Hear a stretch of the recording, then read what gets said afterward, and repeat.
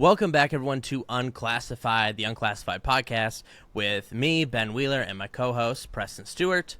And before we start, we're going to talk about the Pentagon, we're going to talk about Ukraine, we're going to talk about India, Pakistan, the trade war, we're going to answer questions from viewers. But before we start, we have to issue an apology to Michelle Obama. A while back, I don't think it was us who said it, but maybe someone else came on the show and said it. We said that there are rumors going around that President Obama was having an affair with Jennifer Aniston, and that perhaps Michelle and Obama were separating. Michelle has since broken her silence on this, and she says, actually, I didn't go to the inauguration because I don't want to, because I think that I don't like that man. And I thought, okay, that man being President Trump, not Barack. And we'd like to issue an apology to the Obamas. We didn't know. Whoever that was came on the show and said that. I like how you said that might have been someone else. That was 100% you. You brought that. You brought that gossip here. Yes, sir. I think. Who else would have been here? I think we. Did Ahmed talk about that when he was getting into the nuances of like pushback inside of the Gaza Strip? He just flipped over and randomly was dropping gossip. You think that's? It could have been. It could have been anyone, and yeah. It could have been anyone. And we're gonna look into it, but like to offer a sincere apology to Miss Obama, because we loved the school lunches. Well, I did. Did you have the school lunches? After my time, man. We loved the school.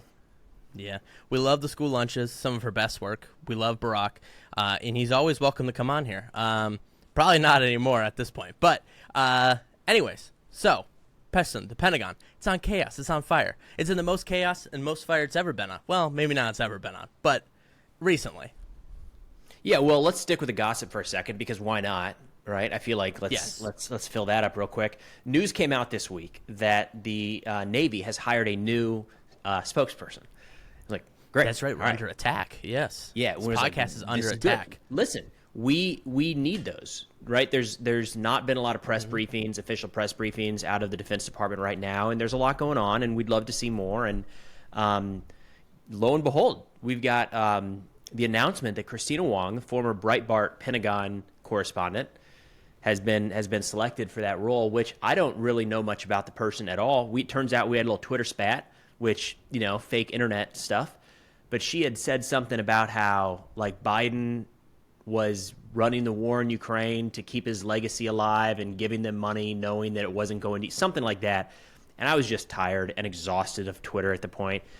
Still am. Nothing's changed there. And I said, why do we have a reporter? This is a Pentagon reporter, like one of the few people with access to the DOD. And instead of like running down or tell this story, if it's a story, tell it. Like source it and write an article. Like, what are we doing? This is just like Reddit anonymous user stuff. And she did not like that. And threw out a Wojak of me yelling for a source, which is kind of what I did. The responses were pretty cool. All things considered. I had a couple kind of people far in her camp that were not happy with me. But a lot of like really good people stepping in saying like, hey, you're a reporter. Don't get upset when somebody asks you to source a claim or a story. Nonetheless, she doubled down, and we're probably not going to get any breaking news from the Navy anytime soon is kind of where I landed on all that.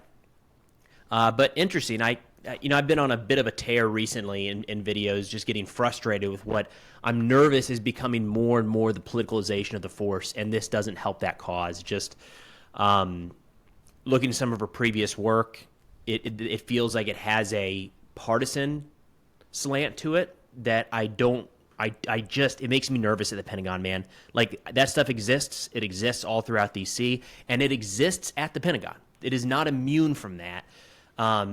But seeing that in the official positions, I don't know. I think we take for granted the apolitical nature of our force, and we test it from time to time. And I think some of the things we're doing right now are putting that to the test. It's not lost. It's just being tested. Absolutely. Yeah. I mean, the fact that she's there, a sworn enemy of the pod, sworn enemy of Preston. Oh. Not good for the Navy. Not good for the Navy. Beat Navy. And we hope they get it straight because, always. Yeah, we're always beat Navy. And, so, no, not good. I can't believe they put her in that job. She doesn't even have a military background. And my understanding is that most people who are the spokesperson there in the press room. They're all military, are they not? I mean, we met with Pat Ryder. Incredible posture on that guy, by the way. That guy stiff as a board. All right, straight, I mean, you'd never believe it. I was like, even you couldn't knock him off balance. I mean, truly incredible stuff. But they usually seem to be, like, I don't know, they don't put out a LinkedIn offer. It usually just seems like they're service members. Usually it's service members. I don't think there's any rule for that, though, for what it's worth. And I'm personally not opposed to bringing somebody in from the outside, even somebody without military experience. You never know. They might shed some additional light on topics that maybe we do a bad job in the military of talking over things that we think aren't important because everybody should know, or maybe using acronyms when they're not appropriate. And there's some value in maybe moving away from that. So I don't believe there's any military experience there, but she's been covering the Pentagon for some time, which puts her well ahead in this realm from most reporters. That doesn't really bother me at all. It's just the possible partisan nature of some of the reporting we've seen so far. I don't know, not a big fan of that. But let's stick with the Pentagon, shall we? Because it's absolute madness over there. Yes. Wait, before we move on, I want to mention one more thing. Speaking of press conferences, I know they don't have them anymore in the Pentagon, but you remember that there's that one guy who, at least during the Biden years, but they don't really have them anymore. When they had the press conferences, he'd always ask a question about Pakistan. That guy's probably living it up right now. At least if they had a press conference, he'd be loving it. Anyways, please continue on with this chaos, this pandemonium that has damaged our national security. Now, I'm going to do my best to break this down. I think I can give you a pretty good understanding of where things sit today, and it's been changing a lot. We actually talked about going over this in the last pod, and we said, let's wait. It feels like things are kind of ramping up, and I'm glad we waited, but there's really not a lot of resolution right now. So in the last Friday, we saw 3 senior Pentagon officials removed from their posts. They were previously placed on leave, pending what we believe to be was a leak investigation going back to when Musk was visiting the Pentagon. There was something about intel sharing with Ukraine, Hegseth's visit to Panama, a bunch of that stuff. And we knew that investigation was going on. It was being run by Joe Casper, Secretary Hegseth's chief of staff, who put out a public note, a memo that was publicly available saying we're going to use polygraphs if needed to really find out where these leaks are coming from. Pentagon has not really updated on that at all. Again, we're not seeing any press conferences and very little information on this front. But last Friday, those 3 were removed, and they were senior people. We have Senior Advisor Dan Caldwell, an advisor to Secretary Hegseth. We have Darren Selnick, who is the Hegseth's Deputy Chief of Staff, and then Colin Carroll, the Chief of Staff to the Deputy Secretary of Defense, Stephen Feinberg. Those are very senior. Those are all also people that were brought in by this team. So I don't know that it's safe to say they were brought in by Hegseth himself, but at least a couple of these poor people, Caldwell and Selnick, do have previous relationships, years-long relationships with Hegseth, and worked for Hegseth at his previous nonprofit. So I think it's important to note that these are not like career Pentagon people. They're not Biden holdovers, which as this reporting was coming out, I think a lot of people jumped to that and said they're clearing out anybody from the other side. These are people brought in under this team. So that was getting a little crazy. Then on, I think it was Friday night or Saturday, we then finally got a statement from these guys because the Pentagon hadn't said anything.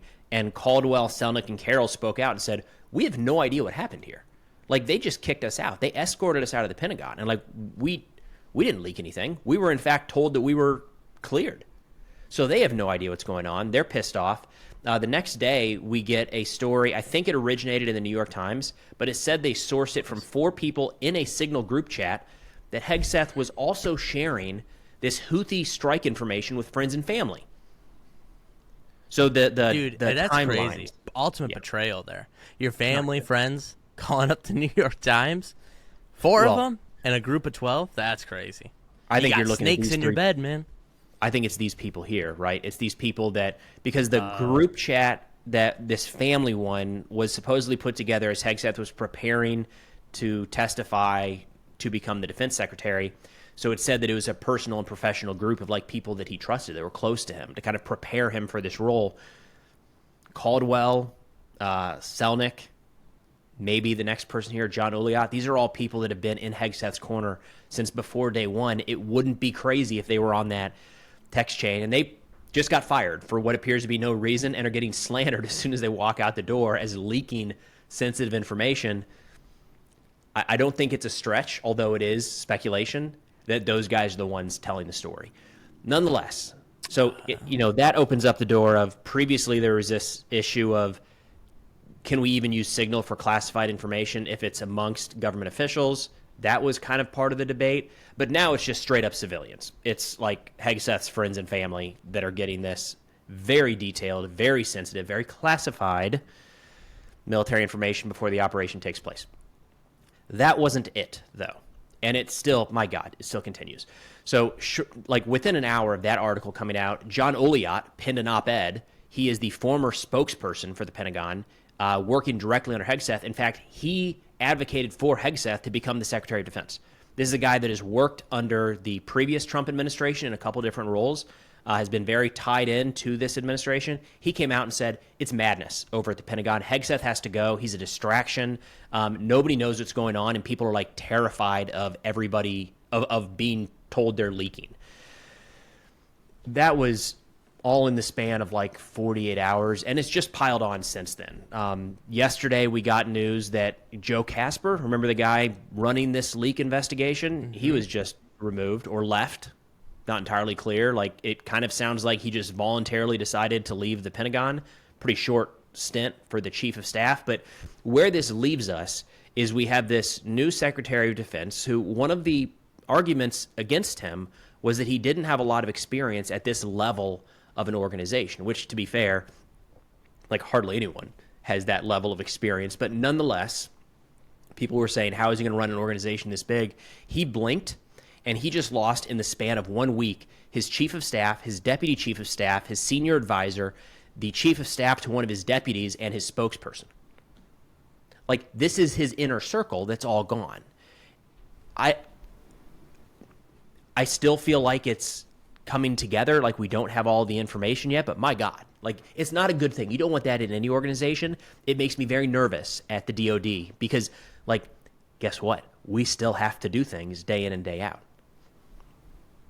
Even though those roles aren't filled, China doesn't stop. Anyways, I saw a hand raise out there in the audience. Yeah. Yes.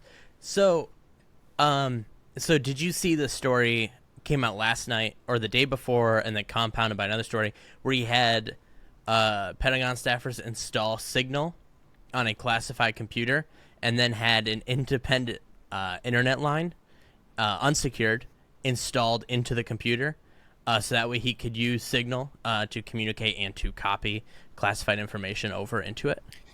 I started to see some of that. Honestly, some of these things like that would have been a major groundbreaking story a year ago, even a couple months ago. Today, it's kind of getting lost in the noise because I don't even know what the biggest thing is here anymore.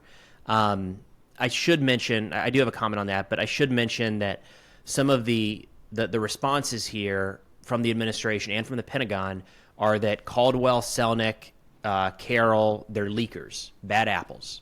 And they were fighting against the administration. So they're saying these were bad people. They were not on board. They were trying to undermine the secretary and the president. And then they say that John Uliat was fired. There's a little bit of confusion there. I'm not entirely sure what the truth is. He says that he left because it was chaos. The Pentagon says he was about to be fired. Technically, I guess it could be something where they're like, hey, John, you can either resign or you're going to be done this Friday. And he resigned then, you know what I mean? So anyways, there's the Pentagon and the administration right now is painting each one of these as having motive for coming after the SecDef. So I just want to put that out there. In terms of the Signal on different devices, honestly, there's so many little pieces to that it's hard to really dial in. I'm still not entirely sure. Is the government allowed to use Signal?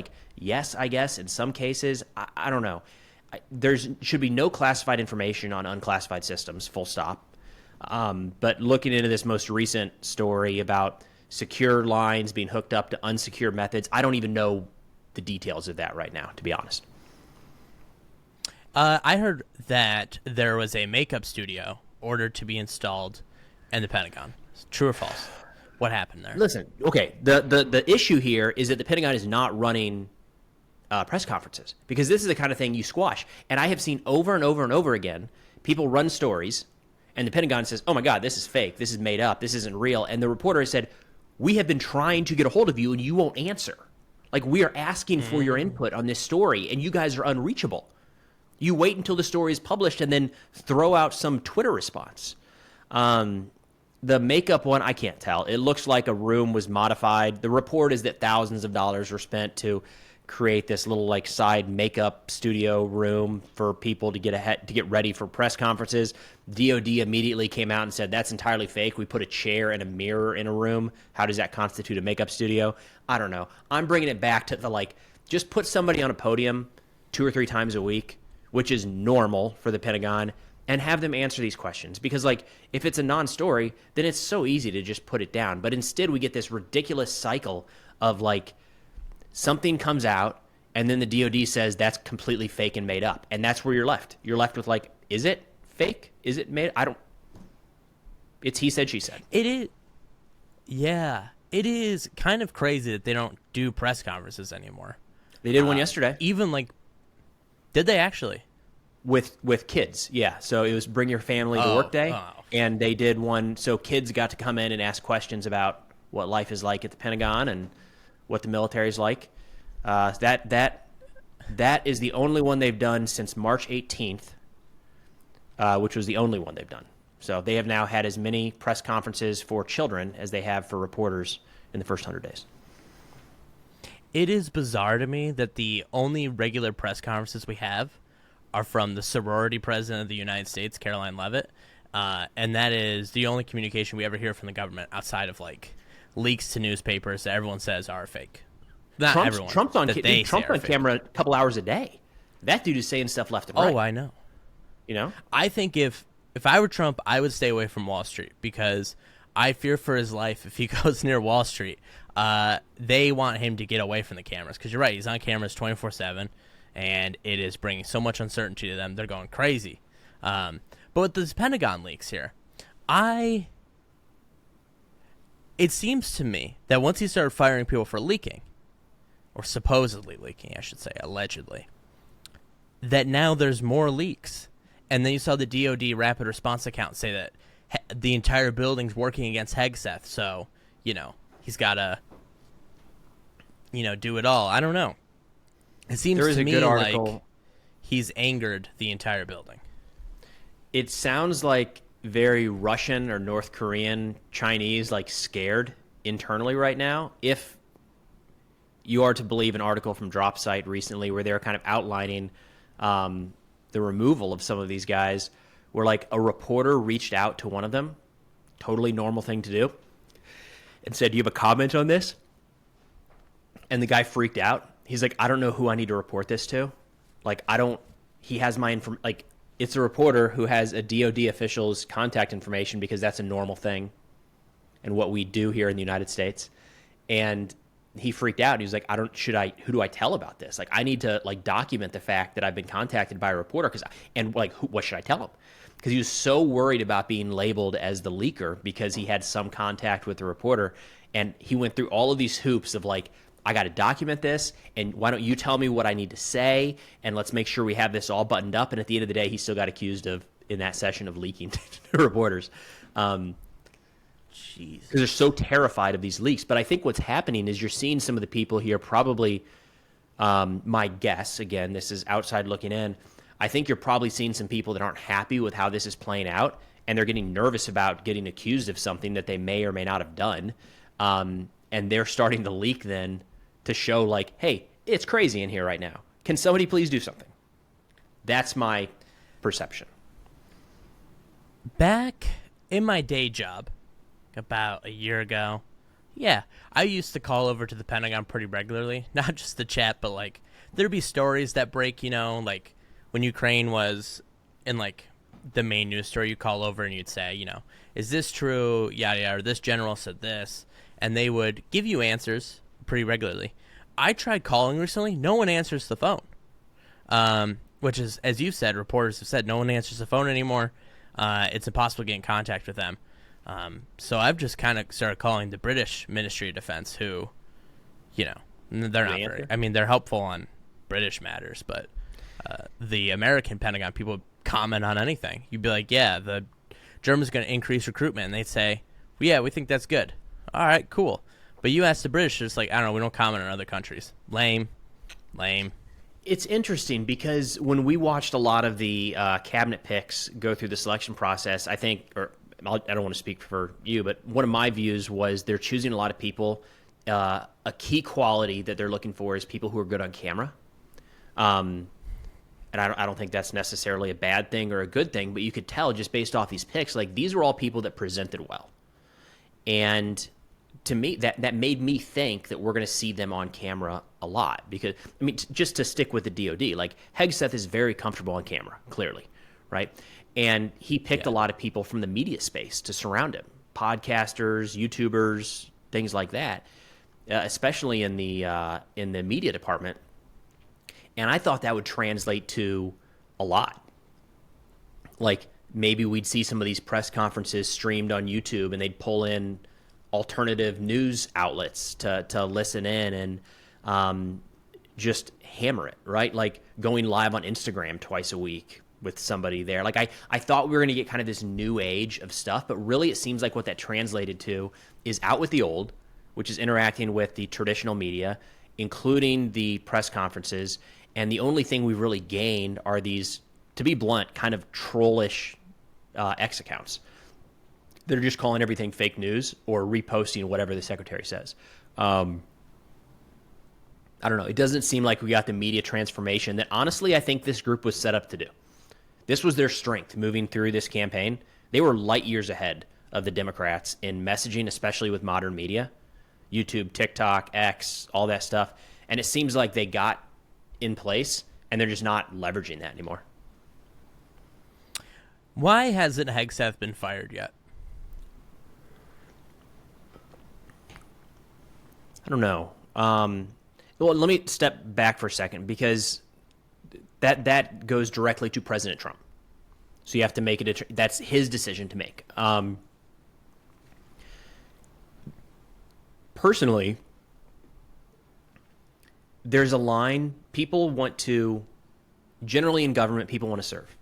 And they're serving the greater good and they're sacrificing for their country. But no doubt there is a piece of pride, a sense of, what's the word I'm looking for? Being in the limelight and having the attention. And that has to exist with any politician, anybody senior in government to even get there. And I think we've crossed a line with Secretary Hegseth where he has now become the center of attention, but not in a good way. And it's taken away from anything else that's happening at DOD. And you could probably argue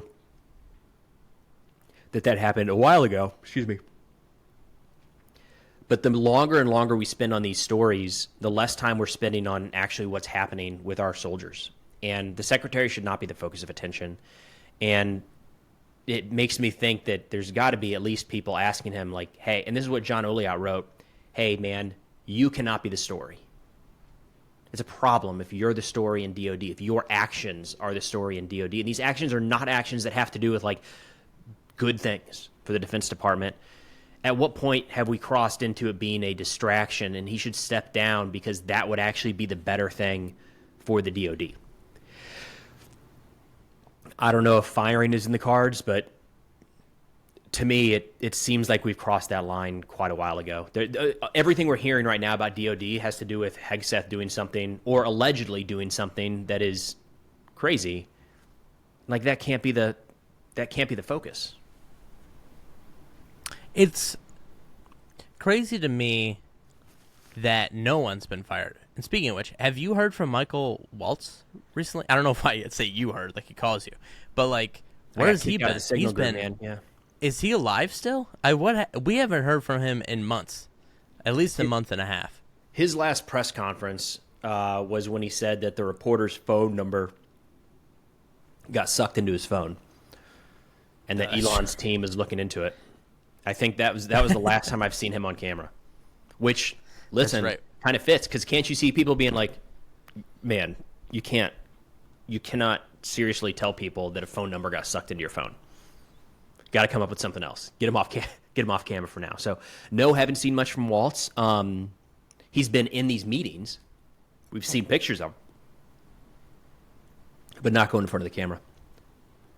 It's crazy to me that a man who got famous for a catchphrase, "You're fired," is unable to fire anyone who deserves to be fired. So that is bizarre to me. My other question for you here is, do you think that this chaos in the Pentagon is projecting a sign of weakness to allies and to enemies alike? Because I am picking up a sense of weakness. I know the U.S. military's abilities have not functionally changed since December to now, but it almost seems like there's so much chaos there that if you're Russia, if you're China, I don't want to say North Korea, but if you're either one of those, I don't know. Maybe the United States is not the tiger you'd like it to be, because it just seems like there's pandemonium there. Yeah, I think that's a real valid concern right now, and you can take it from either direction on the political spectrum. From the left side, you would have folks saying, we are seeing people say that the secretary is not good for the Defense Department. He's causing chaos. It's a problem. So that's the issue. And if that's the case, let's say that is 100% the case, then adversaries and allies around the world are like, that's a problem. There's chaos at the Pentagon. From the right side, what we're hearing from Hegseth's defenders, we're hearing them say that this is a witch hunt, that he's changing up so many things at the Pentagon, that the old guard is stepping in and trying to undermine him. To include, and this is where you kind of lose me a little bit, the staffers that he hired are undermining his agenda, which I guess technically could be true. It feels a little weird. But so from the perspective of the right, they're saying that we're just doing so much good right now, trying to do so much good, that the old guard, the deep state, won't allow it to happen. So it's their fault that there's any sort of turmoil. And again, if you're an adversary and an ally and you're looking and watching that, it looks like chaos. And there's at the very least some division within the United States that is better for them, for our adversaries, than if there wasn't. So I'm hard pressed to say that right now is a really good spot for the United States in terms of national security, just because of that discord internally. But again, I think you depending on which side of the aisle you're coming from, there's people kind of approaching this in different directions, but not good. Interesting. Well, would you like to get to Ukraine, or do you have more to say about this Ukraine's five-sided actually building? a good. No, this is a good transition into these peace talks with Ukraine, because I heard a comment recently where they were, and it's the same thing, where it's just kind of confusing right now, where I expected something different or thought maybe we would see something different than we are. And it has to do with people recently are calling Trump weak. They say he's looking weak in the Russian negotiations because, by all accounts, we're talking down to Ukraine, trying to pressure Ukraine, and Russia is just saying, we don't even care. Like, there's been no indication that Russia has made any moves towards any sort of peace deal. They have, I need to dig into the data here, but I saw a report recently that strikes on Ukrainian cities have gone up 6 to 10x since the... Certainly feels like it. Yeah, just in the last 3 to 4 months. Now, that's some very nuanced data, and what are you comparing it against and all of that. But again, it feels like it, right? It feels like every other day we've got major missile and drone strikes against Ukrainian cities. And what's confusing is I thought, and maybe I was on an island here, but I thought there's a real possibility that Trump would come into office and say, I'm going to end this thing tomorrow. Putin, stop. Which he did say yesterday, for what it's worth. Vladimir, stop. And Putin wouldn't. And Trump would get upset and say, this is ridiculous. I have the upper hand. I'm the United States of America. How are you not listening to me? And we would see, who knows, take it to the extreme, right? ATACMS landed in Moscow, or Reapers flying over eastern Ukraine, or F-16s, American pilots patrolling the skies of the western portion of the country. I don't know. It just seemed like Trump would try, he would get shot down by Putin, because that's just kind of the stance Putin has taken recently, and Trump would come over the top rope. I thought that was a possibility, but it seems like we're seeing all of that play out. But then at the very end, there's none of that coming over the top rope. It feels right now like we're backing down. Technically, we're still in these talks, so nothing has been finalized. But it's not what I expected. I don't feel like we're portraying strength in that negotiation right now. What do you think? What are you seeing? Yeah, no, I think he looks weak, very weak, perhaps maybe the weakest. And I think that the fact that he told aides last week or this week that the negotiations between the two are harder than he expected is going to make me crash out, because I'm just like, what are you even talking about, right? But on top of that, it seems like we are preparing to abandon Ukraine entirely.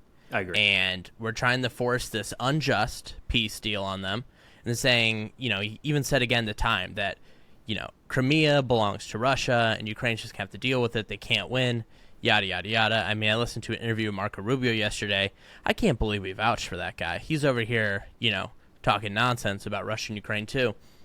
It is insane to me that this is now the U.S. position, and it is not backed in any real way. It seems like someone read Henry Kissinger's Wikipedia page after he died, and they were like, okay, so let's try to reverse that, but completely doing without any of the mastery that Kissinger had, and ignoring the fact that it is so entirely different of a situation. And I think on top of that, there's just no direction here, and the way they talk about Europe is so insane to me. And they're trying to pressure Europe to stop giving aid to Ukraine and all this other stuff. It's nuts. And it seems like it's not even coming out of a desire to make peace. Maybe at one point there was. Not anymore. It just seems like he is rolling over and giving Putin everything he wants. And he's going to learn the sorry lesson that everyone else, that Angela Merkel learned, that Barack Obama learned, George W. Bush learned, that if you give a mouse a cookie, he's going to want some milk. So, I think the most likely scenario here is that we just walk away. As in, we say, we tried so hard, guys, and we just couldn't get anything done. That will probably lead to a reduction. Just kind of reading between the lines of what Rubio's been saying recently. He has been hammering, one of his talking points has been that there is no military solution to this war.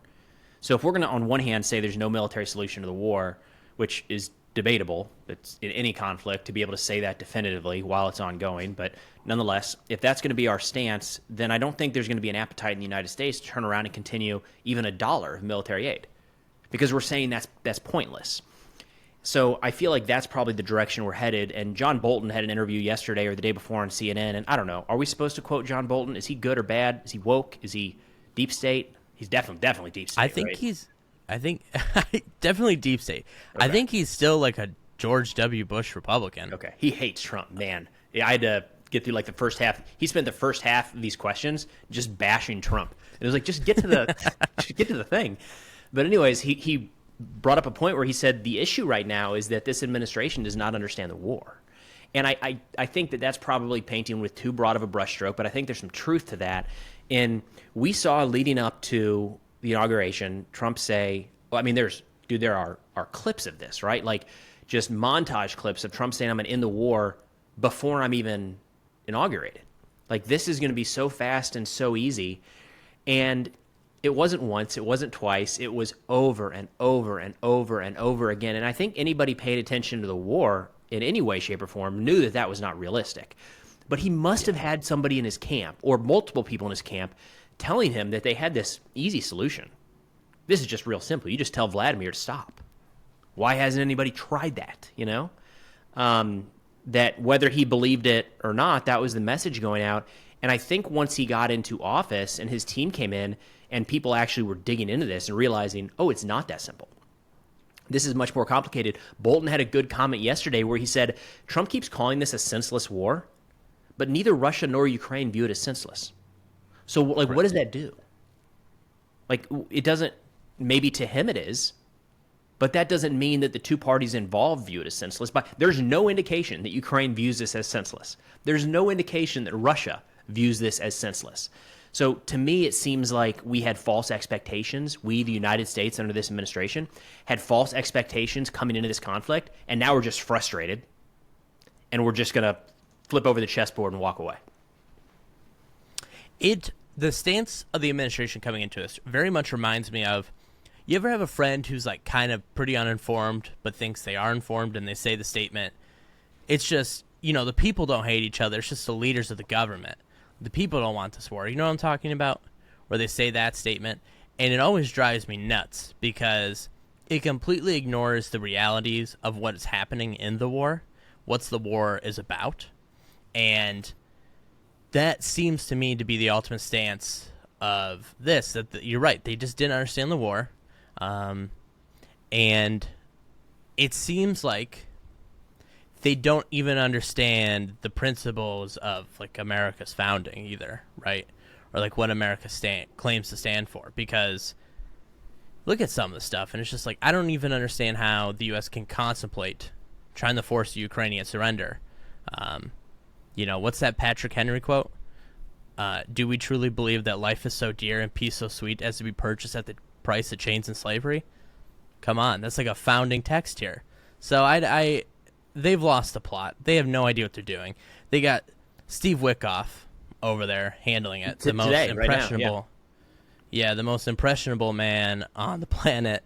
As we said, remember we had our NATO guy. He said you might as well have just sent Ronald McDonald. And it's dude. There was a report. I don't know what we're doing. There was a report in Politico where they were talking about. I think it was Politico, and they said Witkoff has recently said that he struck up a personal friendship with Vladimir Putin. It's like, no.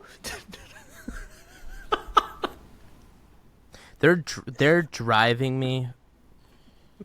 I cannot, dude. You can talk to these people. If you think that Putin is your friend all of a sudden, that's not a good spot to be in. That painting that they were raving over, did you see it? They published it. It looks like shit. Okay? And there are so many better paintings of Trump, but for those who haven't seen it, the backdrop is New York City. I don't even think it's New York City. I think it's just default. It's a montage city with the Statue of Liberty. Yeah, with a Statue of Liberty off the side, and then Trump standing in front of it with his fist in the air and the blood coming down his ear or whatever. Looks like shit. Looks stupid. And they're over here. That painting's in the Oval Office, by the way. And I hope they've debugged it, okay? It's just like the soccer ball Russia gave him that it also hung out in the Oval Office in his first term. So they struck up a personal friendship.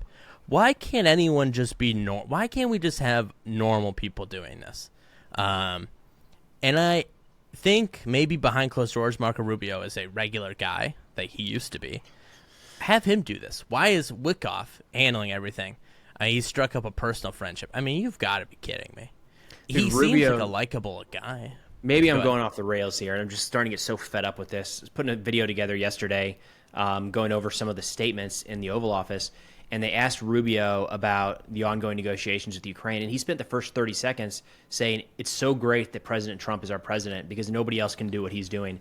And it was the first half of the answer, and he's just looking at President Trump saying people should be thanking you. You are doing so much right now for the world. And it was so just answer the question, man. I've never been in an organization where it's like, oh, you have a question for me? First, let me turn to the boss and tell him how much I love him. Make sure you guys, cameras, you got this? Good view? Okay. Love you. Nobody could do what you're doing. Do I have any time left to answer the actual question? Nope. Okay, moving on. What is that? So you expect that not from even some of the Jesus' disciples. Not even Jesus' disciples. Dick wrote this bad. Yeah. It's just I don't know. To be blunt, I lose respect for people when it's that degree of just answer the question, man. Do your job. You are the senior diplomat for the United States. Just talk through your area of expertise. What are you doing? What we don't need another clip of you in the Oval Office talking about how great the president is. What are we doing here? What is that? How is that helping anything? We know you like him. You're in his administration. That is expected.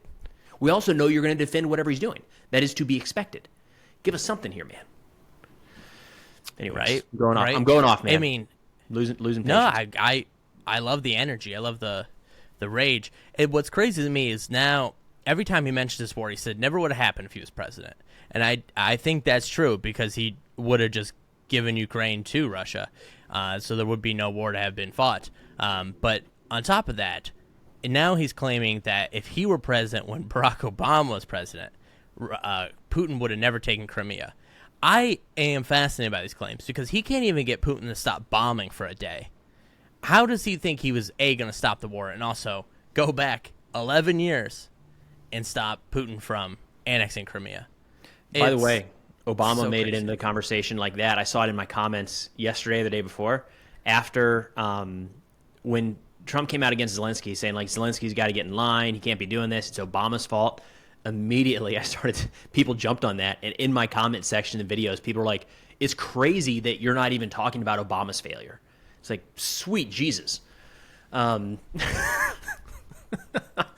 either way, I think Obama could have done more, but also, like, Ukraine was in the middle of a revolution. Like, what was he supposed to do? The armed forces were not what they were. He probably should have given more aid. Maybe you send U.S. troops to kick them out. I don't know. But there's also a hot war going on right now that we're trying to navigate. Like, we should litigate all of the issues. And I think when it comes to Ukraine, we've made a lot of mistakes over the years. No doubt. None of that changes what we talk about with Russia and Ukraine tomorrow to try to broker a ceasefire deal. Like that is the focus. Anything other than that is just like, it's nonsense. But anyways, we're going down rabbit holes. Let's shift over. Ben, what's happening? India, Pakistan, is there a war? Is it going to go nuclear? Do I need to be concerned? How reliable is the media? I'm seeing some very sketchy reports. So, India and Pakistan, for Western audience who don't know, they do not like each other, to say the least.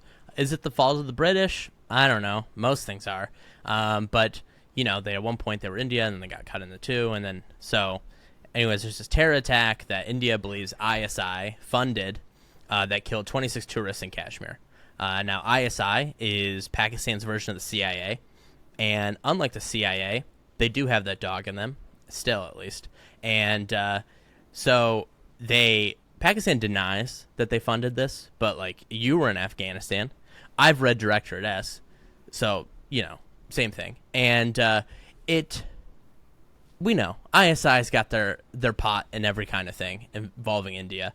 And so they fund this terror attack, and now India is raging over it. They cut off the river flow. They tell Pakistani nationals to leave India. Pakistan closes their airspace to India. A whole lot of stuff's going on. There was some shooting along the line of contact. I don't know. I mean, do you think something's going to happen here? I'm in the camp that I think nothing's going to happen. There's been a Maybe lot we'll of get some skirmishes over airstrike. the years, right? Like, this has gone hot for a period of time and dialed back down. Is that correct?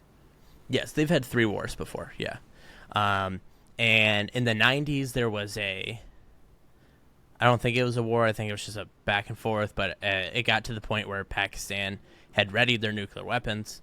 And it cannot be expressed here enough. Pakistan has around 100 million, maybe 200 million people. India has 1.2 billion people. India spends substantially more than Pakistan on defense. This is like a non-contest, right? So I am of the belief that I don't think anything's going to happen here. I think, a lot of people are getting hyped over a war. I don't know. Like I just laid out, I think the disparity between the two forces, I think maybe you'll see an airstrike. Maybe you'll see is like, I don't know, India will take a village and then leave. I just think the disparity is too big, right? I mean, Pakistan is a nuclear weapon state, and they cannot effectively defend themselves from India in the long term. And also the Himalayas are a bitch and a half to fight over. So I just don't think anything is going to arrive out of that. But I do want to raise something here is that you can't really trust anything you see on Twitter, anything you see from Pakistani or Indian media, because all they do is lie about each other to the point where it's like cartoonish. And I'm not talking like, how like some, Iranian or Arabian media lies about Israel, and then like some dubious sources in Israel lie about them. I'm talking like full-fledged, like, think of like a MAGA world lies that like you see sometimes, but like on a national scale between two nations. And Is it like official media sources that say that stuff too? Oh, dude, it is 100% official media sources. And if you talk to a Pakistani or Indian, now I should know, in the United States, they're all friends, they're all buddies, and a lot of Indian restaurants in the United States are run by Pakistanis. So I think that is something to note, that they do get along outside of the region.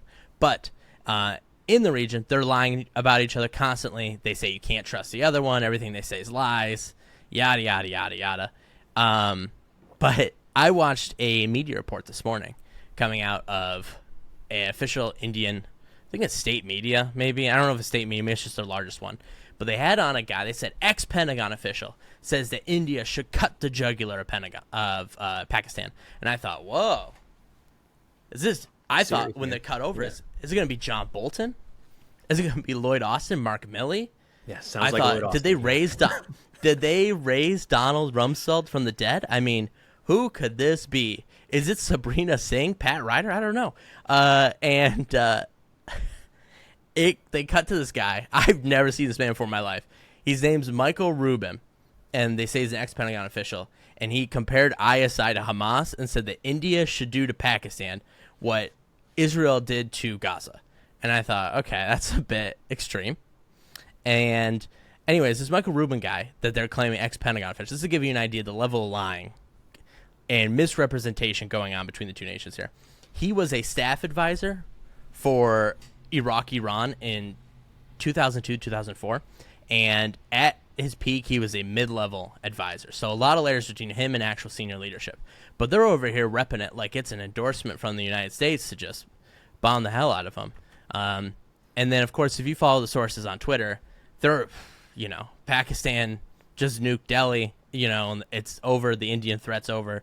I mean, you can't trust anything coming out of these guys. But that's what's happening here. I mean, maybe next week I'll be on here eating crud, apologizing to Michelle Obama again because they've bombed Pakistan and India are at war. But I don't think anything's going to happen out of that. What do you think? Where does the U.S. So these are both American allies. Where does the U.S. sit in something like this? Are we just trying to walk the line and say, guys, don't do anything stupid? Or are we in some way, shape, or form backing one side or the other here? What are you seeing? So Trump released a big statement condemning the terrorist attacks. I don't know if he supported India's right to retaliate, but he said that India should do something. Pakistan, I guess, is an American ally. They were. I mean, since we left Afghanistan, I would say they're both allies. They're both degrees of allies, right? They're both non-NATO allies. But I think we have generally net positive relationships with both, especially when compared with some of the other ongoing conflicts, right? Like it's clear that we have historically a side that we would prefer in Ukraine, Russia, as the United States. It's historically we are going to back Israel over Hamas. Like now, when you get down into the population, there's a bit of a split, but from the official U.S. government stance, it was kind of expected in each of those conflicts. Do you know where that would be expected here, or is it really because again, when you see small skirmishes, we can kind of do a good job being like, we're just going to sit this out and like wait and see what happens. But if there was an actual war between India and Pakistan, we would have to, I would imagine, be involved in some way, shape, or form, even if that is just trying to bring about a peace deal. I guess that's my question. Yeah. Historically, the American ally is Pakistan. That is because India's stance is very anti-imperial, anti-colonial, and when it came to the Cold War, they were kind of, you couldn't really make friends with them. I believe the term Henry Kissinger and Richard Nixon said on the tape, the Watergate tapes, as he called the Indian prime minister, quote, a bunch of pussies, or the Indian prime minister staff.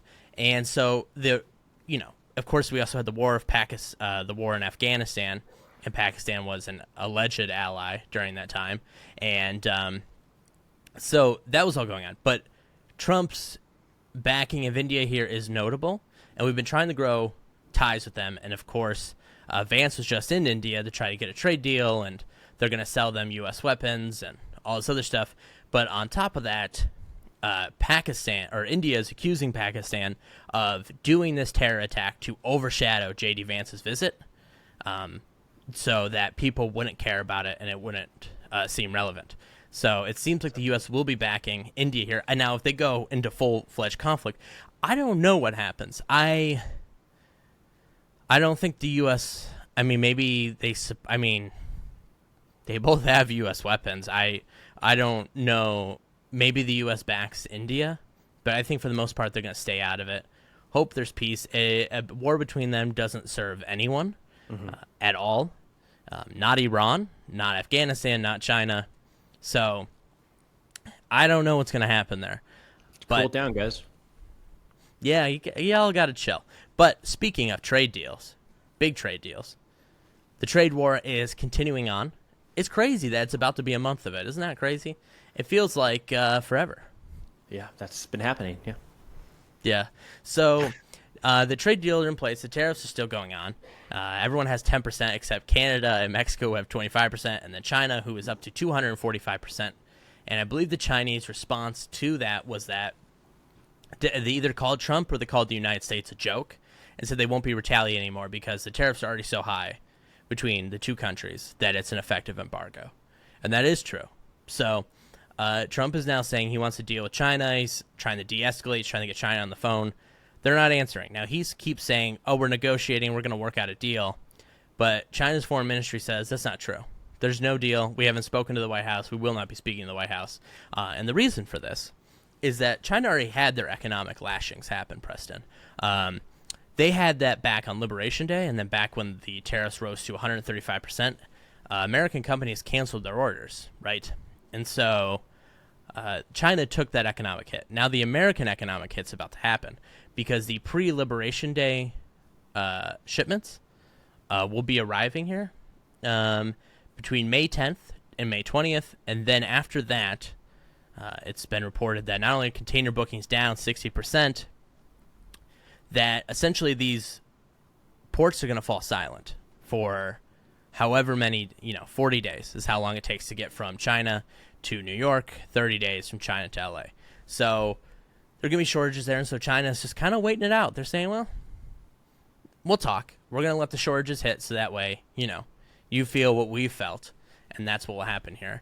And that is kind of the prevailing view among allies. They're really trying hard to get these trade deals of India and Japan going, and they can't really work anything out with them, primarily because there is, the tariffs have gone down twice now, right?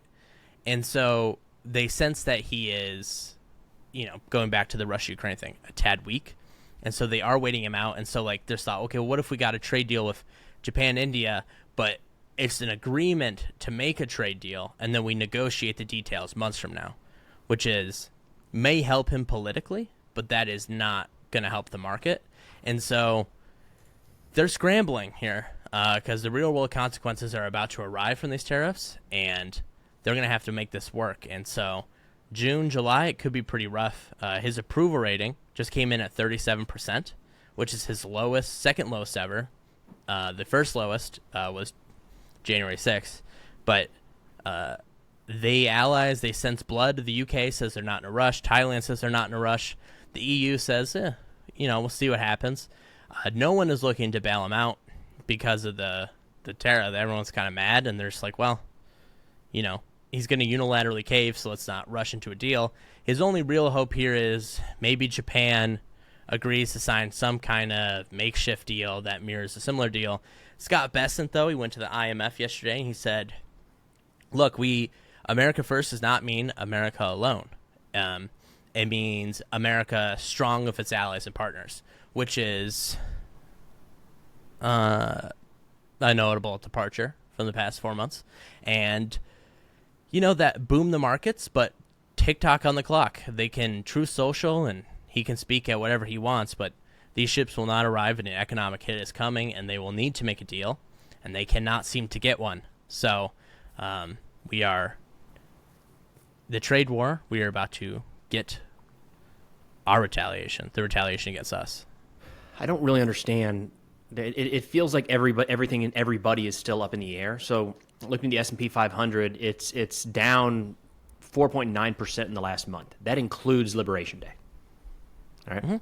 Mm-hmm. This week, though, it's up 5%. I mean, it's just doing all this. It's not back to where it was, not how math works, but nonetheless, this week, up 5% is significant. I don't understand the news. It seems like, is this hopeful trading? People are like, I hope to God something actually comes together here, because most of what I'm seeing is a lot of countries saying, just like you mentioned, well, let's wait. it seems like things are kind of falling apart, and the U.S. is not going to keep up this leverage. Trump said the other day that it's not going to be 145% tariff on China. So if you're China, if you're anybody else, why not just wait and see, like, okay, what is it going to be before we do anything else? I don't know. It feels like when the first stories started coming out about the tariffs and how severe they were going to be, it was like I thought it was an appropriate reaction by the markets to say, oh, this is going to be really bad for the American consumer and a lot of American companies that rely on foreign goods. In the short term, there's going to be a big hit.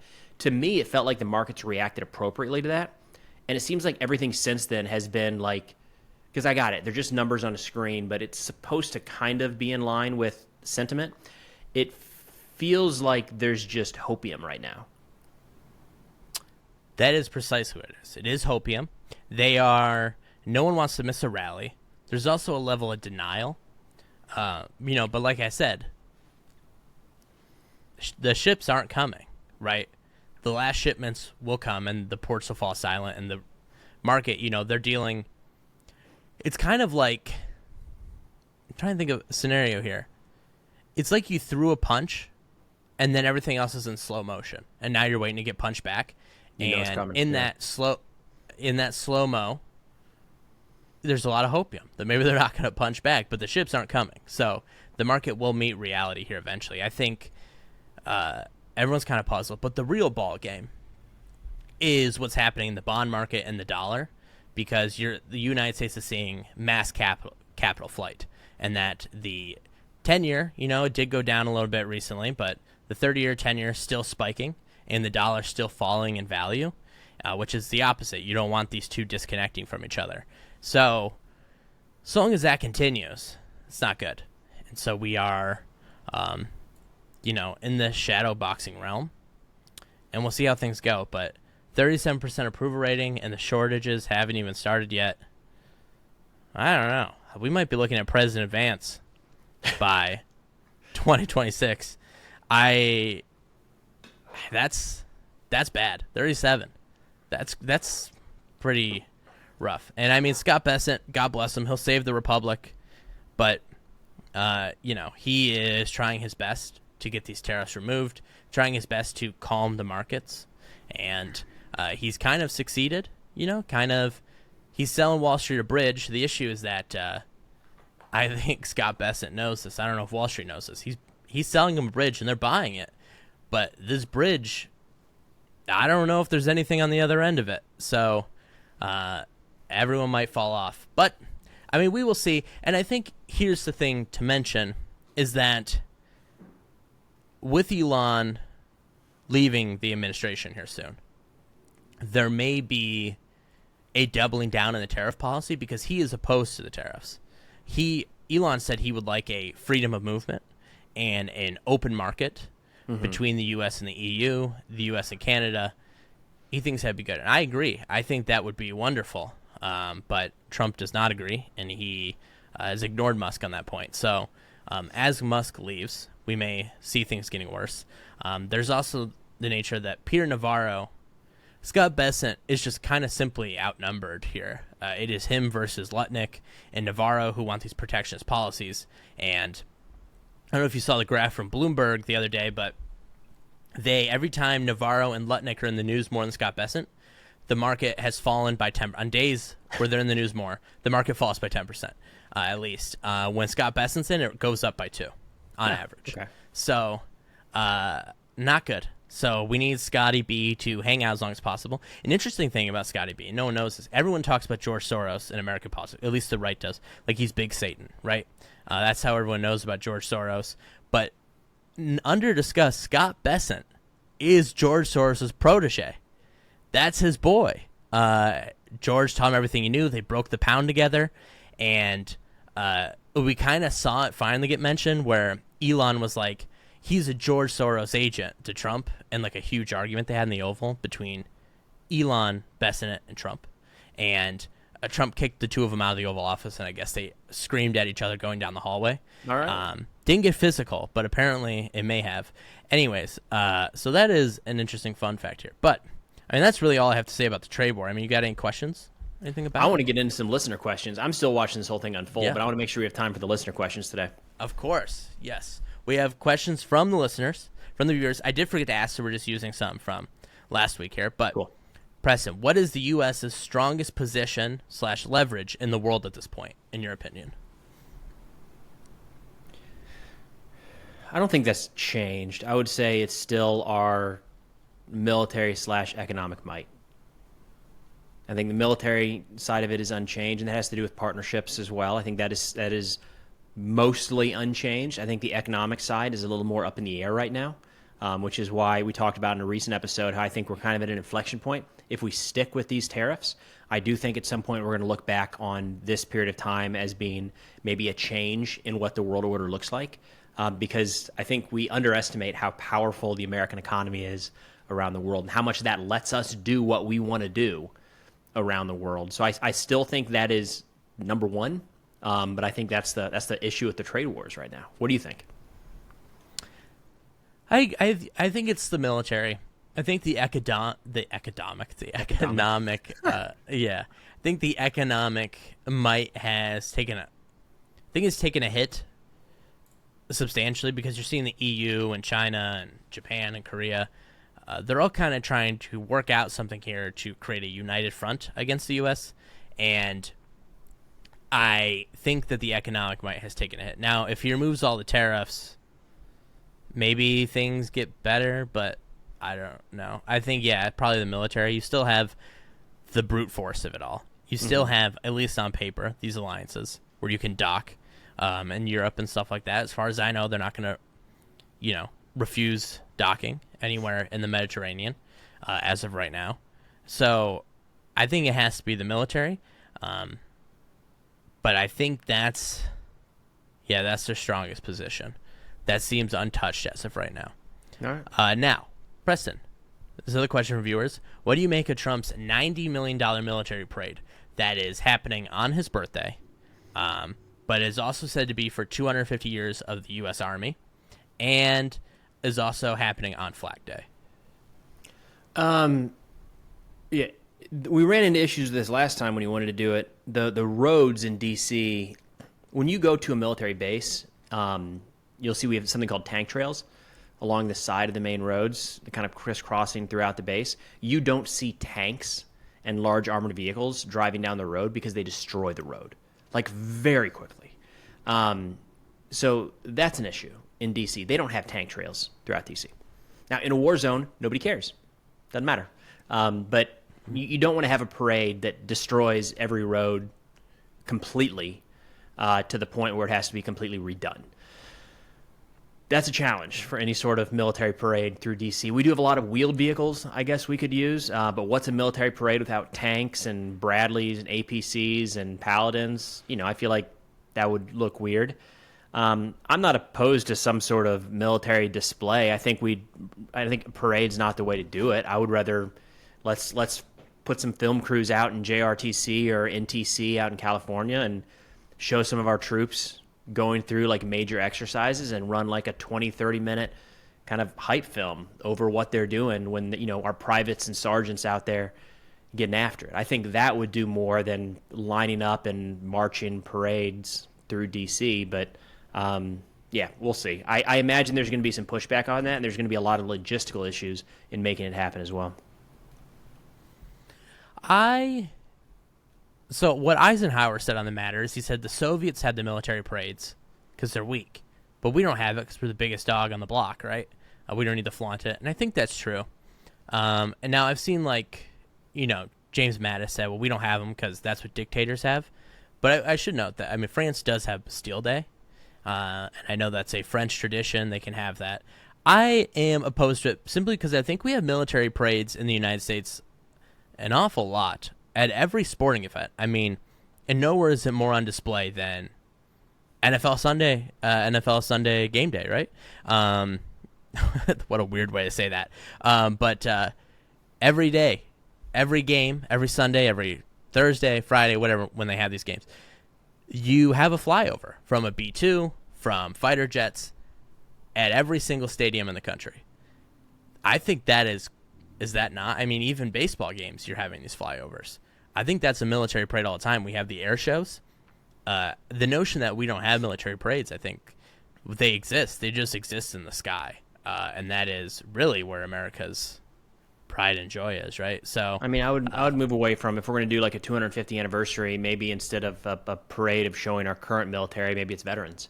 Have a section dedicated, a long parade and a tribute to the veterans over the ages, and you've got a display out there, a big section showing the Revolutionary War, and maybe some reenactors talking about how that took place, and just kind of through the history of America. Get our Vietnam veterans out there, thank them for what they did. You got long lines of GWAT veterans, and maybe rather than showcasing our current military, we just spend, a nice day really going all out and supporting those who came before us. I fully agree. And that's a good point you brought up 250 years. It is 250 years of the Revolutionary War. Last Saturday it was. Isn't that crazy? All right. 250 years. Good run, man. I've been listening to the audiobook of The British Are Coming by Rick Atkinson. Mm-hmm. Crazy. In school, they really make it seem like the Revolutionary War is like a little bit of an overreaction. They were like, oh, it's about the tea, and, they don't want to pay taxes on stamps. You're kind of just like, all right. I mean, it's pretty wild. It was pretty crazy when you get into the details of it. But did you know on the Declaration of Independence that it states one of the complaints was tariffs without the people's consent, and the other one, trials without due process, and being sent to prisons from a faraway land without due process as well. Those are the three. I was like, oh. Was there an expiration date? Was it a 250-year expiration date on those? I don't know. I was reading it. I thought, it's crazy. I know a man who declared himself king recently. That's wild. So, anyways, folks, thank you for listening. Remember to like, comment, subscribe, give us 5 stars. We love to read your comments. We had a lot of people comment, a lot of people from China, people who were from China studying in the United States, a guy who's happy to see my Fighting Illini hoodie a few episodes back.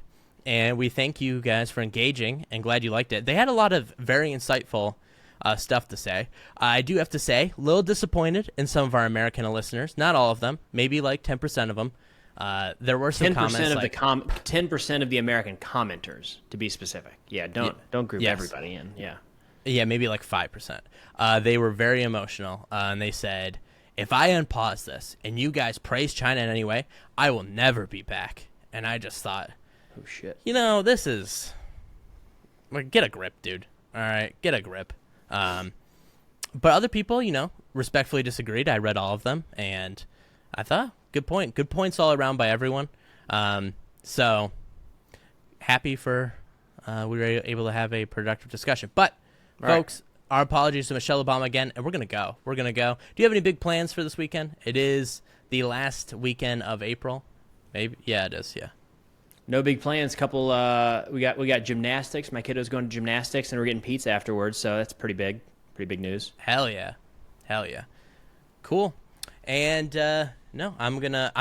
Here's what I was thinking. I think we should have this phone so viewers can call their questions in. But it occurred to me that there's no voicemail on this ancient phone I have because I thought maybe I'll just go landline only. Yeah. But there's no voicemail, which means I have to answer it. It means viewers can reach me directly at my desk. There's a lot of problems with the scenario you just came up with. Yeah. We're gonna resolve. Anyways, leave your comments in the questions, and we will talk to you later. Bye, guys.